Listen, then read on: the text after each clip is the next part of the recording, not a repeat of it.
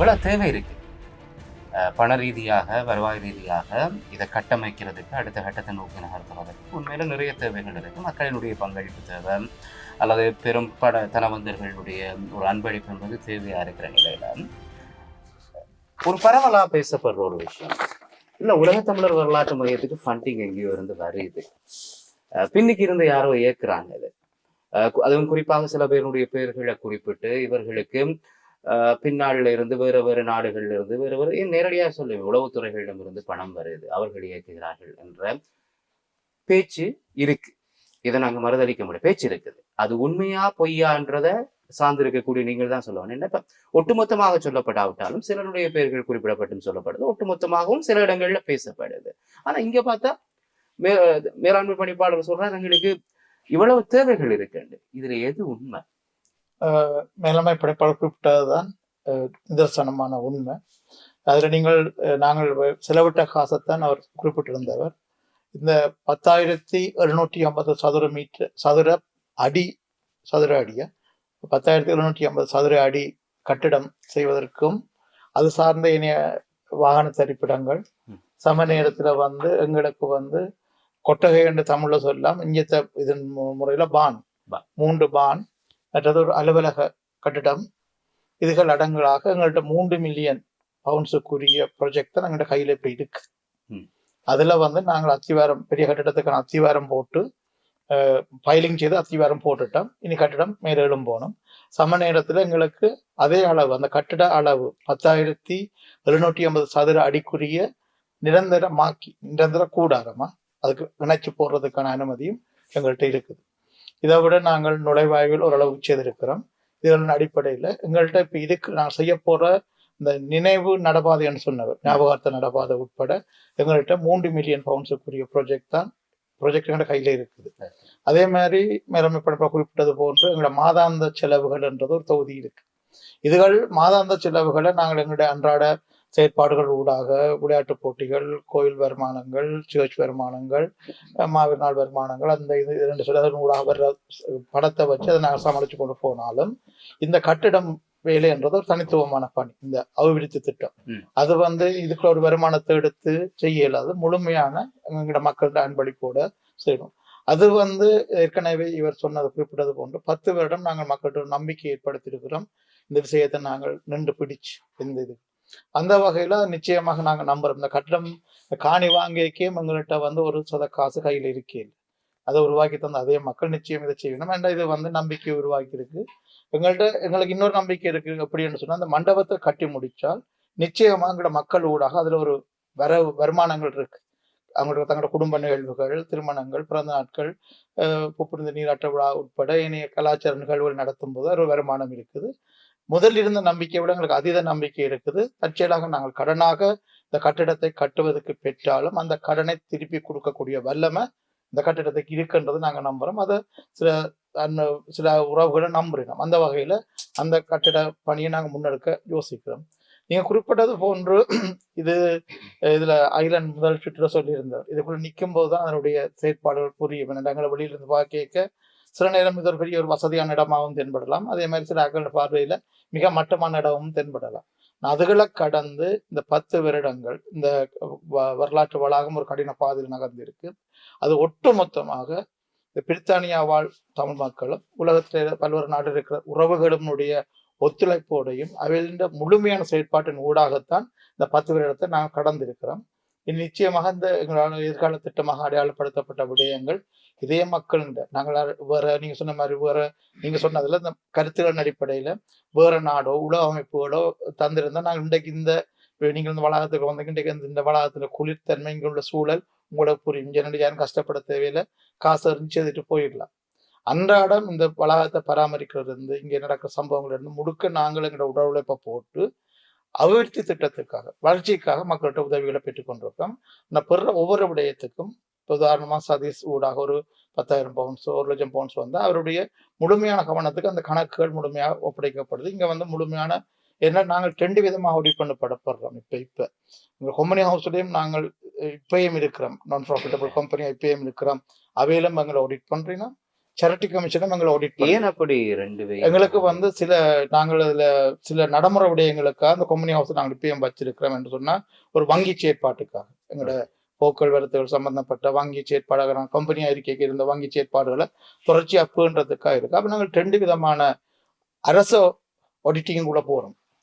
அரசு அதை விட எங்களோட இன்டர்னல் ஆடிட்டிங் இதே மாதிரி எங்களோட கணக்கை உறுதிப்படுத்தி கொடுக்கறதுக்கான அக்கௌண்டிங் ஃபார்ம் வெளியில இருக்குது. இப்ப நாங்கள் இன்டர்னலா எங்களுக்குள்ள அக்கௌண்ட் இருக்கு, அவரெல்லாம் சர்டிஃபை பண்ணி இந்த பெரிய அக்கௌண்ட்டை கொடுத்து அவரெல்லாம் சர்டிஃபை பண்ணி தான் அங்கே அப்லோட் பண்ணிவினோம் சேரிட்டி கமிஷனுக்கு கம்பெனி. அப்ப அந்த வகையில நாங்கள் ஒவ்வொரு சதத்துக்கும் பதில் சொல்ல வேண்டியவர்களா இருக்கிறோம். மேலதிக காசு இதுக்குள்ள வந்தா கண்டிப்பா நாங்கள் மறைச்சு ஒன்றுமே செய்ய முடியாது. காசுக்கு வெளிப்படையா கணக்கு காட்ட வேணும்ன்றது அது சேரிட்டியா இருந்தாலும் சரி அல்லது ஒரு பொதுமக்களுக்கான சேவை செய்கிற எந்த கட்டமைப்பா இருந்தாலும் சரி அது கட்டாயமானது. இரண்டாம் நீங்க சொன்ன மாதிரி நான் ஒரு 10 ரூபா தாருனா 1 ரூபா தாருனா அது என்னுடைய உழைப்புல வந்தது. அதை நான் ஒரு அன்பளிப்பா கொடுக்கும்போது சரியான முறையில போய் சேருதா இல்லையான்றதை உறுதிப்படுத்த வேண்டியது என்னுடைய கடமை. அதை வாங்குறவர்களுடைய கடமையும் அது 2 பக்கமுமே செய்யப்பட வேண்டியது. ஆனால் பாலாமஸ்டர் இன்னொரு கடுமையான விமர்சனத்தை அண்மை காலத்துல பார்க்க முடிந்தது. இது உலக தமிழர் வரலாற்று வளாகம், தமிழர்களுக்கு சொந்தமானது. குறிப்பாக ஈழத்தமிழர்கள் தங்களுடைய ஒரு புனித பூமியா இதை கருத்துல கொண்டு வந்து போகணும்ன்றதான் நம்மளுடைய நோக்கமாக இருந்தது. ஆனா அண்மை காலத்துல இந்த வளாகத்தினுடைய வாயிலில் அமைக்கப்பட்டிருக்கக்கூடிய திருவள்ளுவனுடைய சிலை தொடர்புல மிகப்பெரிய சர்ச்சை இருக்கு. நீங்க பார்த்திருப்பீங்க, அறிந்திருப்பீங்கன்னு தெரியும். குறிப்பா ஒருவருடைய பெயர் அல்லது குறிப்பாக ஒரு சங்கத்தினுடைய பெயரை அதுல பதிந்து அதை ஏன் அடையாளப்படுத்த வேண்டும்? இது தமிழ் மக்களுக்கான சொத்து. தமிழ் மக்களுக்காக தான் இதை உருவாக்கினாங்க. நாங்க யார்கிட்ட இப்ப நீங்க எல்லாருமே இருக்கிறீங்க, உங்களுடைய யார்கிட்ட பேரையுமே எங்கேயுமே பதிவு செய்யல. நீங்க தேவைண்டு வரும்போது வெளியில வந்து பதில் சொல்றீங்களே ஒழிய ஒருத்தட்ட பேரையும் எங்கேயுமே எந்த இடத்துலையும் நான் இதுவரைக்கும் பார்த்ததில்லை. ஆனா இது மட்டும் ஏன் பதிக்கப்பட்டிருக்கு? அதுவும் குறிப்பாக பொது ஒப்பீட்டளவில் நான் பிரிச்சு பார்க்கல. உலக தமிழர்கள் வரும்போது எல்லாருமே உண்டுதான், பிரிச்சு பார்க்கணும். ஒப்பீட்டளவில் இது ஈழத்தமிழர்களுடைய ஒரு பூமியாக பார்க்கப்படுகின்ற வேளையில தமிழ்நாட்டினுடைய ஒரு பகுதியை குறிப்பிட்டு அதை பதிக்க வேண்டிய தேவை, கட்டாயம், அதன் பின்னணி என்ன என்ற கேள்வி சந்தேகத்தை எழுப்புது. என்ன காரணம்? நல்ல ஒரு கேள்வி. இந்த நேரத்துல மக்கள் மத்தியில எழுந்திருக்கின்ற மிகப்பெரிய ஒரு கேள்வி. உலகத்தமிழர் வரலாற்று மையத்தினுடைய நிர்வாகம் நாங்கள் கூடி முடிவெடுத்திருக்கு. உங்களுக்கு தெரியும், தஞ்சை பெரியார் கோயில் கட்டப்படுகின்ற பொழுது 1000 வருஷத்துக்கு முதல் யார் யார் என்னென்ன உதவி செய்தோ அவ்வளவு பதிவு செய்யப்பட்டிருக்கு முழுக்க. அதே போல உலகத்தமிழர் வரலாற்று வளாகத்தில் யார் யார் உதவிகள் செய்கிறார்களோ ஒரு கருங்கடிதம் பதிவு செய்கிறது என்ற ஒரு முடிவு இருக்கு. எங்கள்கிட்ட வளாகத்தில் இருக்கு, அது ரெக்கார்ட் பண்ணப்பட்டு முழுக்க ஒரு இடத்தில் பதிவு செய்யப்பட்டு வைக்கப்படும். அந்த வகையில் திருவள்ளுவர் சிலை என்னுடைய அனுமதி உங்களுக்கு தெரியும், கவுன்சில இருந்து பெறப்பட்டது. அது முறைப்படி அனுமதி புறப்பட்டு அது நிறுவப்படுகின்ற பொழுது பிஜேபி நிறுவனம், தமிழ்நாட்டை சேர்ந்த ஒரு நிறுவனம், அந்த திருவள்ளுவர் சிலத்தை உலகம் முழுவதற்கும் அவர்களால் அன்பளிப்பு செய்கிறார்கள். உலகம் முழுவதற்கும் இங்கே ஒரு யூனிவர்சிட்டி அன்பளிப்பு செய்கிறார்கள், உலகம் முழுவதும் அவர்கள் அன்பளிப்பு. அவர்களும் வரலாற்று மைய வளாகத்தில் நடக்கப்படுகிற நிறுவ வேண்டிய அந்த இதுக்கு தாங்கள் திருவள்ளுவர் சிலையை அன்பளிப்பாத்திர தயாரிட்டு சொல்லியிருந்தார்கள். எனவே அந்த வகையில் எங்களுடைய அந்த செக்ஷனுக்குரிய நிர்வாகம் அவர்களோட தொடர்பு கொண்டு அந்த திருவள்ளுவர் சிலையை பெற்றுக்கொண்டது. ஆனா பெற்றுக்கொண்ட அந்த ஆரம்ப நிகழ்வு நடக்கின்ற பொழுது அவர்கள் அந்த அமைப்பை சேர்ந்தவர்கள் தாங்கள் அந்த ஆரம்ப நிகழ்வில் தாங்கள் செய்த அன்பளிப்பை அதில் இருக்க வேண்டும் என்று விரும்பிக் கொண்டார்கள். ஆனால் நிர்வாக ரீதியாக முடிவெடுத்துக் கொண்டால் குறிப்பிட்ட காலத்துல நாங்கள் அதை இன்னொரு பதிவு செய்து வைக்கிறது, அந்த இடத்துல இருந்து எடுத்து பதிவு செய்து வைக்கிறது. ஆனால் அதை இல்லாம செய்திருவீங்க அப்படியா? ஒரு காலத்துல குறிப்பிட்ட இதுல வந்து நாங்கள் அந்த அன்பளிப்பு செய்த நிறுவனத்தை இன்னொரு கரிங்கல்ல பதிவு செய்து வைக்கிறது. ஆனா அது நீங்க அந்த அன்பளிப்பு செய்த நிறுவனத்துக்கு செய்கிற ஒரு இல்ல, நாங்கள் அது முறைப்படி தெரியப்படுத்துவோம், நிர்வாக ரீதியா தெரியப்படுத்துவோம். ஏனென்றால் நாங்கள் எல்லா அன்பளிப்புகளை நாங்கள் அதுல பதிவு செய்யறோம். எல்லா பொருட்களுக்கு இடையும் ஒரு கட்டிடம் மட்டும் கட்டிடத்துக்கு இல்லை நான் பதிவு செய்யறேங்க. ஒரு பிரதான தமிழ்ல கட்டிடம் பெறப்போகுது, அதில் மக்களின் பல பங்களிப்பு இருக்கு. எல்லா பங்களிப்பையும் சேர்த்து யார் யார் யார் சில வெட்டி நினைவாக இல்லாம இருக்கும் ஒரு கட்டிடம் பதிவு செய்யப்படும். அது கோமன் முடிவுக்கு இருக்குது. எனவே இதுவும் அதே மாதிரி பதிவு செய்யப்படும். சரிதானே? அது நிர்வாக ரீதியான முடிவு, அதுல மாற்றம் இல்லை. எனவே திருவள்ளுவர் சிலை வந்து நிறுவப்பட்ட அந்த நிகழ்வு மிக பிரமாண்ட அளவில் கடந்த வருடம் வந்து எல்லா அமைப்புகள் என்று இந்த பிரித்தானியாவில் இருக்கிற எல்லா அமைப்புகளை இணைஞ்சு மக்களை இணைஞ்சு மிக பிரமாண்ட அளவில் திறப்படம் நடந்தது. திருவள்ளுவர் அந்த தமிழுக்கு அவர் செய்த தொண்டு. சரி, தமிழை இன்றைக்கு திருக்குறளை இயற்றினர். திருவள்ளுவருடைய சிலையை நிறுவினது பிரச்சனை இல்லைங்க. ஆனால் திருவள்ளுவருடைய சிலைக்கு கீழே அந்த நிறுவனமோ அல்லது அந்த ஒரு நபருடைய பேரை பதித்தது மட்டும்தான் இப்ப பிரச்சனையா பார்க்கப்படுது. நீங்க சொல்றீங்களோ இந்த பெயரை நீக்கி நாங்கள் வேற இடத்துல நீக்கினது என்றது இல்ல. நாங்கள் அதுல வந்து இப்ப என்னென்றால் திறப்புலா இருக்கேங்க அது பதிவு செய்யப்பட்டிருந்தது.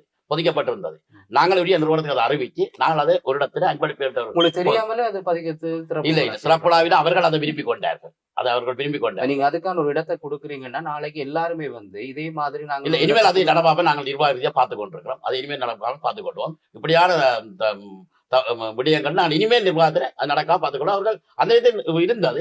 அதுல இன்னொரு கேள்வியும் எழுந்தது என்னன்னா, இப்ப அது ஈழத்தை தாண்டி தமிழ்நாட்டுல போய் இருக்கிற ஒரு நிறுவனமோ அல்லது ஒருவர் தான் அதை கொடுக்குறாருன்னா, ஈழத்துல இருந்து ஒருத்தர் கொடுக்க முன்வரவில்லையா அன்பளிப்பாக? தமிழ்நாட்டுல இருந்து தான் கொடுக்க முன் வந்தார்களான்ற இன்னொரு கேள்வி இருக்கு. அப்படி யாரும் வரையிலையா ஈழத்தை சார்ந்த? ஏன்னா எங்கள்கிட்டயே நிறைய தனவந்தர்கள் இருக்கிறார்கள். அப்படி யாரும் என்ன இல்லை, அது அவங்க உண்மை. ஈழத்தை சேர்ந்தவர்கள் அன்பளிக்க தயாராக இருந்தால் இவர்கள் வந்து எல்லா இடங்களிலும் உலகம் முழுவதும் திருவள்ளுவத்திலேயே நிறுவிக்கொண்டு வெளியிடும். அன்பளிப்பை கொடுத்து நிறுவிக்கொண்டிடும். இங்கேயும் அந்த பல்கலைக்கழகத்தில் நிறுவப்பட்டிருக்கு. அது பொதுவாக அதுக்கு பின்னால் அரசியல் காரணம் அது இது என்றதை பார்க்க அந்த அமைப்பு எல்லாரும் கொடுத்து கொண்டு வருகிறது என்ற அடிப்படையில் தெரிவிக்கப்பட்டது. வேறு ஒரு உள்நோக்கம் உங்களுக்கு இல்லை. சரி, எங்களை வந்து முழுமையாக நாங்கள் ஒரு தூயமான எண்ணத்துடன் இந்த அமைப்பு பயணித்து கொண்டிருக்கிறது. எல்லா விடயங்களையும் நான் உன்னிப்பு அவதானித்தால் செயற்பட்டு கொண்டு வருகிறோம். எனவே அந்த வகையில நீங்கள் அந்த ட்ரஸ்டீஸ் இந்த பேர் வீரம் கேட்டு நீங்கள் அதனால தெளிவாக அந்த பேர்களை பதிஞ்சு விடுவோம். அதற்கான இரண்டாவது தெளிவாக அது தெரிய வேணும். 11 ட்ரஸ்டீஸ் இருக்கிறோம், அதற்காக தெரிய வேணும் மக்களுக்கு. அந்த நிர்வாகம் ஒரு முடிவு எடுத்திருக்கு. சில மாற்றங்கள் அதில் வரும். நான் இப்ப இருக்கிற பேர்கள் அறிவிக்கிறேன், ஒரு நிர்வாக மாற்றம் வரும். நீங்கள் அதை எங்களோட சேரிட்டி கமிஷன்ல போய் அடிச்சு பார்த்தா அந்த பேர்கள் இருக்கும். அதே நேரத்தில் அந்த சேரிட்டியில போய் அடிச்சு பார்த்தீங்கன்னா எங்களுடைய அக்கௌண்ட்டும் இருக்கும். அதே நேரத்தில் நீங்க சொன்ன அந்த வேற நாடு யார் அன்பளிச்சதாண்டால் அதுல இருக்கும். அன்பளி செய்யலாம் இப்ப எங்கடாக்கு. அப்போ அப்படி ஒரு காலம் அப்படி நடக்கவும் மாட்டேது. நாங்கள் மக்கள் தான். நீங்க திடீர்னு சொன்னோட கனவேறு சந்தேகம் வந்திருக்கு. லிஸ்ட்ல தேடி பார்க்கணும். அங்க ஒன்றும் இல்லை. மக்கள் தான் இதனுடைய உரிமையாளர்களாக இருக்கும். அவருடைய பங்களிப்பு இது நடக்கும். அந்த வகையில நாங்கள் ட்ரஸ்டீஸை நான் உங்களுக்கு பதிவு செய்துவேன் என்றார். கட்டாயம் தெரியும். திரு சுகந்தன், நாங்கள் எங்களோட அண்ணன் தான் சொல்ல சுகந்தன் என்ன வர்றா எங்களுடைய சேர்மன், இந்த ட்ரஸ்டீஸின் சேர்மனாக இருக்கின்றார்கள். மற்றவர்கள் இன்ஜினியர்கள் திரு ஆர்மோம் அவர்களும் எங்களோட ட்ரஸ்டீஸாக இருக்கின்றார்கள். மற்ற திரு ரூபன், சத்யரூபன் மேலான படிப்பாளர் இருந்தார், அவரும் எங்களோட ட்ரஸ்டீஸ்ல இருக்கிறார். அதே நேரத்தில் திருமதி சுவந்தி அவர்களும் எங்களோட ட்ரஸ்டீஸ்ல இருக்கிறார். திருமதி கமலா அவர்களும் எங்களோட ட்ரஸ்டீஸாக இருக்கிறார்கள். மற்றது திருமதி சத்யவாணி எங்களோட ட்ரஸ்டீஸாக இருக்கிறோம். மற்றது திரு சந்திரமோகன் அவர்களோட ட்ரஸ்டீஸாக இருக்கிறார். மற்ற திரு லோகேஷ், மற்ற திரு கீத், திரு நிலவன், திரு செங்கந்தையா இவர்கள் இப்போது இருக்கிற சில மாற்றங்கள் கமிட்டி முடிவெடுத்த கால மாற்றங்கள் பெறும்.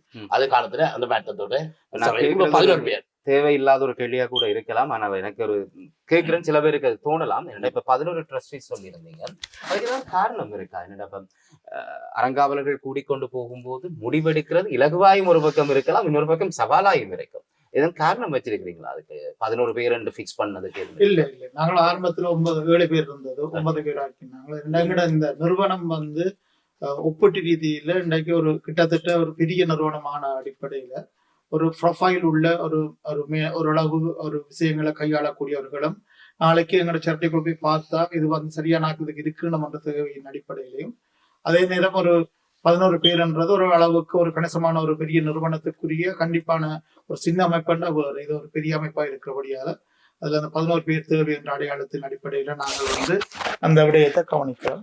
நான் முன்னுக்கு ஒரு மாஸ்டர் இதோட அனுமதியோட சில விஷயங்களை சொல்ல வரோம். அதுல வந்து திருவள்ளுவர் என்று சில சுரபாணியும் கதைச்சினீங்கள். நாங்கள் இந்த வளாகத்தினுடைய அடிப்படை சின்னத்தை உருவாக்கும் போது அதுல வந்து திருவள்ளுவர், இது 2015 திருவள்ளுவருடைய திருவுருவப்படம் போட்டிருக்கிறோம். அதுல நாங்கள் போட்டு தமிழால் உலகு என்று இருந்தது.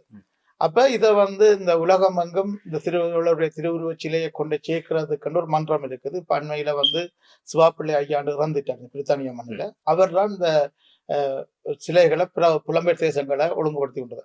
அவர் அங்கேயே இதை பார்த்துட்டார். அப்ப திருவள்ளுவர் சிலை இருக்க வேண்டிய இடம் இதுதான் என்று அவர் ஒரு கருத்து எடுத்துக்கொண்டு எங்களை அணுகி இருந்தவர். இதுல வந்து அந்த அந்த இதை அன்பளிப்பு செய்தவர் ஒரு தரம் அந்நியர் அல்ல. அவர் விஜி பன்னீர்தாஸ், அங்க எங்களோட கோல்டன் பீச் என்று சொல்லி சென்னையில இருக்குது. அதன் ஒரு உரிமையாளர் தன்னுடைய வாழ்நாளில 1330 திருவுருவ சிலையை தான் சாகும் முதல் இந்த உலகத்துல வைக்கொண்ட ஒரு காசு. அந்த விருப்பத்தின் அடிப்படையில் அவையில் அடிப்படையாக தன்னோட சிலையை அன்பளிப்பு செய்ய இது எங்களுக்காக இது போட்டதில்லை. அந்த 1330 சிலை எங்க ஒப்படைக்கப்பட்டாலும் கீழே அன்பளிப்பு பை பிஜிபி பன்னீர்தாஸ் ஆக்கல்னு சொல்லி அது இருக்கும். அந்த உலக தமிழ் சங்கம் ஒன்று இருக்குது, அவையில் அதுல இருக்கும். அப்ப அது வந்து ஒரு இதா இருந்தது. அப்ப எங்கட கொள்கைக்காக நீக்கி போட்டு தாங்க என்று இல்லாமல் நாங்கள் பெருந்தன்மையாக அதை ஏற்றுக்கொண்டு நாங்கள் அந்த பேரோட ஏற்றுக்கொண்டு நாங்கள். ஆனால் பாலாமச குறிப்பிட்ட மாதிரி எதிர்காலத்தில் எங்களோட இந்த வளாகத்துக்காக பாடுபட்டு பொருளாதார ரீதியாக ஒத்துழைச்ச எல்லாருடைய பேரும் ஒரு பட்டியல் ஆக்கப்படும் போது அது அங்கிருந்து அகற்றப்பட்டு இந்த பட்டியலுக்குள்ள வரும் திருவள்ளுவர் சிலையாகவே இருக்கும். இப்ப நுழைவாயில் நீங்க பாக்குறீங்க, அதுவும் ஒரு வவுனியா நண்பர்கள் தான் அதை அன்பளிப்பிச்சது. ஆனா அதுக்குள்ள நாங்கள் எழுத இல்லை, வவுனியா நண்பர்கள் எழுத இல்லை. அது அது அது அதுவே ஒரு சர்ச்சை இல்ல. அது அப்படியே எங்கள்ட்ட அந்த கொள்கை இருக்கல. ஆனால் இது வேலம் தமிழுக்காக செய்கிற சேவையின் அடிப்படையில் அவர் ஏற்கனவே கொடுக்கப்பட்ட இது நான் 134வது சில உலகம் சார்ந்து வைக்கிற சில அந்த சிலையில இந்த விஷயம் இது இருந்தது. அப்ப எங்களுக்கு ஒரு கேள்வி எழுது. இப்ப நீங்க சொன்ன மாதிரி இப்ப எங்கேயோ தமிழ்நாட்டுல இருந்து ஒரு சகோதரர் அதை அன்பளிப்பா கொடுக்கணும் என்று சொல்லி கொடுக்கிறார். எங்களுடைய சமூகத்திலும் ஏராளமானவர்கள் இருக்கிறார்கள். ஏராளமானவர்களால இப்படி அன்பளிப்பாக கொடுக்க முடியும். அப்படியானவர்களுக்கும் உங்களுக்குமான உறவு எப்படி? இல்ல, நாங்கள் இந்த காணியை அந்த அன்பர்களால் உருவாக்கப்பட்டிருக்கு. இதுல ஒரு தரம் எங்களோட சொந்த காசு என்று சொல்லி யாரும் போடாட்டி அந்த அடையாளப்படுத்தாட்டி நீங்க சொன்ன மாட்டோம் அந்த பெருமக்களால் அந்த வளாகமே உருவாக்கப்பட்டிருக்கு. இப்போ இங்கே மேல் கேட்கல மற்றது இன்றைக்கு சும்மா சொல்லுங்க ஒன்று. இப்போ உதாரணமாக ஒரு ஆள் எங்கள்கிட்ட கேட்டிருக்கேன், பாலச்சந்திரன் நினைவு அவற்றை பேரில் இங்கே சிறுவர் பூங்கா அமைக்கணும் நான் செய்கிறேன்னு சொல்லி. அதை நாங்கள் உள்வாங்கி இருக்கிறோம். ஓகே, உங்களோட பேரால பாலச்சந்திரன் பேரில் ஒரு சிறுவர் பூங்கா ஒன்று செய்வோம் என்று நாங்கள் உள்வாங்கி இருக்கிறோம். அது நடைமுறைக்கு வரைக்கும் அதை எப்படி நாங்கள் அடையாளப்படுத்துறோம். சிலாக தங்களோட பெற்றோர் என்ற பேரால சில விடயங்களை செய்ய வலிக்கிறோம். சரி, இப்பயும் முகநாக்கள் அந்த மாவீரர் மரச்சூழ மாவீரர் நினைவு கல்லுகளை ஒழுங்குபடுத்துறோம். அது சிலாக்களுடைய பேராள நினைவுகளோட தான் அது வருகிறது. அப்படி அந்த அடிப்படையில் நீங்க சொன்ன மாதிரி 100% அது சரி.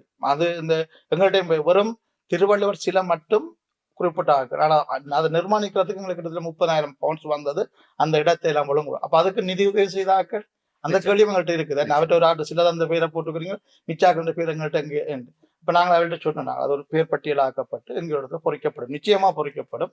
ஆனா இப்ப இன்றைக்கு கட்டிட வேலைகள் நடக்கிற விஷயத்தால எங்களால் நிரந்தரமா ஒரு இடத்தை தெரிவு செய்து வைக்க முடியாது. பாலாமாசம் சொன்ன மாதிரி அவ்வளவு ரெக்கார்டுக்குள்ள இருக்கும். நிச்சயமாக அது எங்களோட உறவுகளை நாங்கள் அவங்க இப்ப உதாரணமாக அணுகி கேட்கிறார், நீங்க அணுகி கேட்கிறீங்க தம்பி இப்படி நாங்கள் செய்யணும்னு சொல்லி பொம்பாங்க, நல்ல விஷயம் நடைமுறைப்படுத்தும். அப்படி எங்களோட நீங்க சொல்ற மாதிரி எங்கட சொல்றாங்க. அப்படி யார் அணுகினா நாங்கள் நிறைய பேர் கதவை பேன் தட்டுறோம், வாங்கோ இந்த கட்டிடத்துல ஏதாவது. அதுதான் இந்த கேள்வியான, நீங்க கதவு தட்டியும் கதவுகள் திறக்கப்பட இல்லையா அல்லது அவர்களாவே வந்து உதவி? இதுல ரெண்டு விடயம் இருக்குது. ஒன்று இதோட ஒரு பெரும் தனவந்தர்கள் நேரடியா தங்களோட முகங்களை காட்டி இதற்குள்ள வாரது தாங்கள் இதை ஒரு விதமாக யோசிக்கிறோம். மற்றபடி நிறைய ஆக்களை செய்யணும். நிச்சயம் நான் சொன்ன அந்த பெரிய திட்டம் 3 மில்லியன் திட்டம் சாமானிய எங்களால முடியாது. நாங்க நிச்சயமாக பெரிய ஆக்களை நீங்க சொன்ன மாதிரி அந்த கொடசியோ மனமுவந்தர்கள் என்ற உள்வாங்கி தான் செய்வோம். அவள் விரும்பினால் அந்த கட்டிட நிர்மாண பகுதிக்குள்ள அவளுடைய பேரை போடலாம், அவளுடைய பிள்ளைகளுடைய பேரை போடலாம். இப்பயும் நாங்கள் கேட்கிறோம், ஒரு ஆள் ஃப்ளோரை பொறுப்படுங்க, ஒரு ஆள் தூணை பொறுப்படுங்க, ஒரு ஆள் வயரிங்க போடுங்க, ஒரு ஆள் கூறிய பொறுப்படுங்கலாம் கேட்கிறோம். நிச்சயம் அது எதிர்காலத்தில் அமையும் என்று நம்பிக்கையோட பயணிக்கிறோம். எந்த இடத்திலையும் திரும்பவும் ஒரு தனிநபர் துதிப்பாடுதலையோ அல்லது ஒரு தனி அமைப்பையோ நாங்கள் செய்கிறோம். மற்றது கொள்கையில மிக தெளிவாக இருக்கிறோம். அதை நம்பணும், நாங்கள் நம்பித்தான் ஆக வேணும்.